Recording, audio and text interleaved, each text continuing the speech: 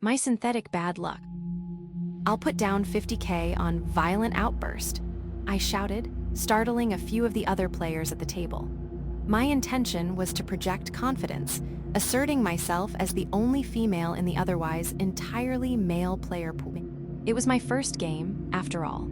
I didn't want to appear like the amateur I actually was.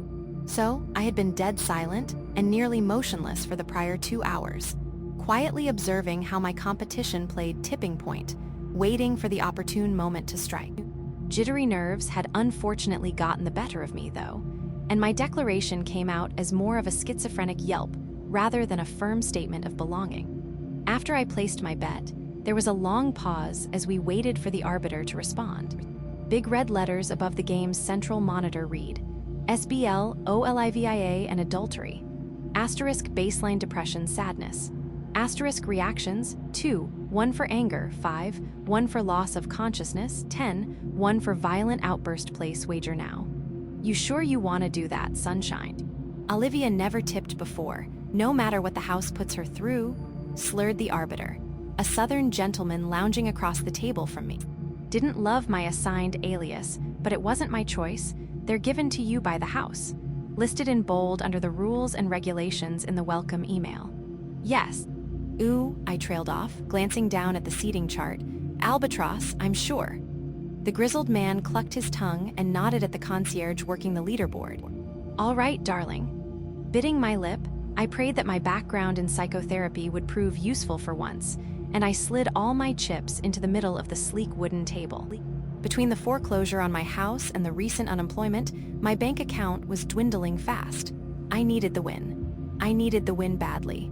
Another few minutes passed, and all the other players remained silent. With no other bets, Albatross directed us back to the central monitor.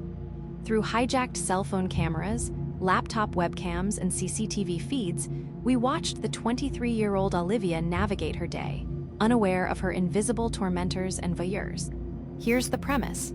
The house, an entertainment organization that ran the game, would subject a pre-selected target to a string of synthetic bad luck, SBL. Manufactured car crashes, severe food poisoning, crippling identity theft, to name a few examples. Over time, this would establish the target's baseline reaction to misery, whatever that ended up being. Once it was established, us players were off the races, so to speak. Free to bet on what would be the target's tipping point. Olivia's baseline was depression. In that way, we were similar, I mused, watching the young woman's torment unfold in front of me with bated breath. Like Olivia, agony caused me to crumble into a state of helpless melancholy, time and time again. That's where I was a few months ago, actually, stuck in a mire of heartache after the unexpected loss of my mother. One thing led to another, and I eventually found myself here. After becoming a regular at my local casino, a friend of a friend approached me and asked if I was interested in betting on something a little more unconventional, with a lot more potential for profit. The distant mirage of a big payout enticed me instantly, and I gave that stranger my email address without hesitation. Minutes later, the encrypted email appeared in my phone's inbox. The message explained that it was the player's aim to bet on a target. Asterisk tipping point, the juncture at which an additional episode of SBL strengthened misery into insanity, causing the target to deviate from their baseline reaction. Essentially, we were betting on which straw would break the camel's back. Once that happened, the email mentioned that the targets were disposed of, a discretionary measure to prevent any sort of paper trail that could lead back to the house and its players. I wasn't sure if that meant murder, but I didn't exactly feel it was in my best interest to ask and clarify either. Ignorance is bliss, and like I said, I needed the money. I could regrow some morality once my life was put back together. From the vantage point of a Ring doorbell camera, we all witnessed Olivia break a wine bottle over her partner's head, face flushed and pulsing with red-hot blood. Discovering her spouse's adultery, at the hands of someone hired by the house, of course, had been her tipping point. I felt for the young woman. She didn't deserve the suffering, nor did she deserve to be disposed of. At the same time, I couldn't help but rejoice. Theoretically, I had just converted my 50K into $500,000. Honestly, it was pure, undiluted ecstasy. The relief was indescribable. A veritable parade of dopamine exploded into my brain, drunkenly marching through its creases like people on the streets of New Orleans during Mardi Gras. This was it. This was my win. Before I could savor the moment, however, a police raid descended on the illegal gambling circuit.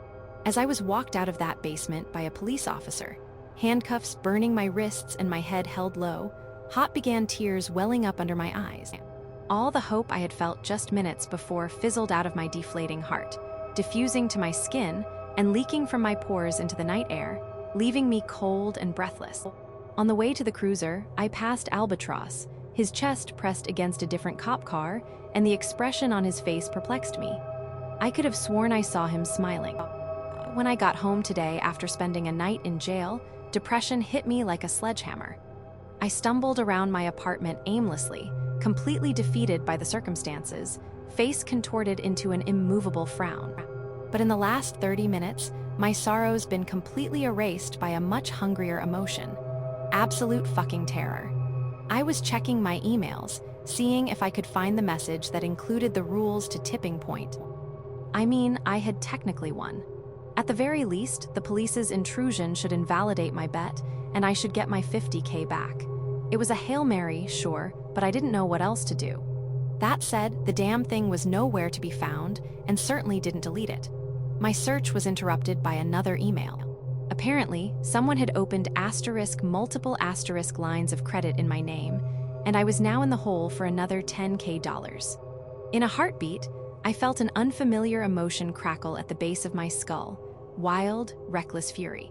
Before I gave in to the rage and put my fist through the computer monitor, though, I noticed something that may have saved my life. A tiny red dot on the face of my webcam, showing that it was currently in use. I was being watched. Sweat poured down my face as the realization started flooding in. The last few months have been absolute hell. My mother's unexpected death, my recent unemployment, the foreclosure on my house, me almost winning $500,000, and now crippling identity theft at the worst possible time. None of it was a coincidence. Somewhere far away, I'm convinced my tipping point is being bet on. And if I had visibly given in to my anger 30 minutes ago, I would no doubt have been promptly disposed of. This post may precipitate my death just as much as anything else, but I'm out of money and ideas. What should I do? Is there anything I even can do?